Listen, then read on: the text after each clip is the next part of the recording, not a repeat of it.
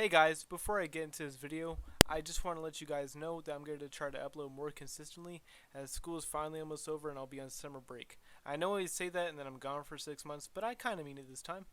But anyways, today we're going to be talking about Moon Knight. I went into Moon Knight completely blind.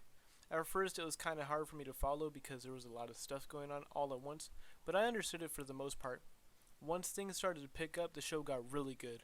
I always thought Egyptian mythology was pretty cool, and the way the gods were portrayed and each had their own beliefs was really well done. And as many people have already said, Oscar is like nails switching between Mark and Steven and making them completely separate, believable personalities, and it's really cool seeing them seamlessly work off each other. As the story progresses, they work together and become more like one entity, which I kind of wish was done a little earlier on in the show, as that's when the show gets fun.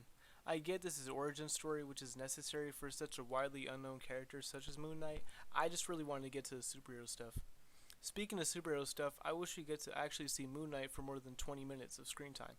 The overall stories and characters are pretty good. In the show, I'm not the biggest fan of the way it's presented. A lot of the time, the show looks fine, but there's some scenes I just did not like.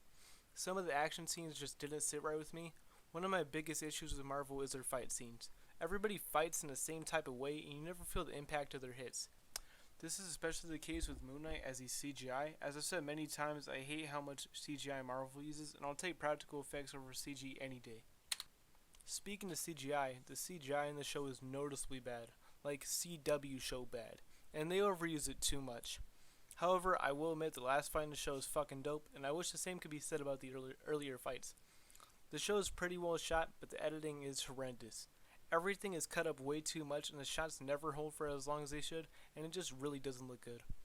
I don't got too much else to say about the show because despite my complaints, I did enjoy it.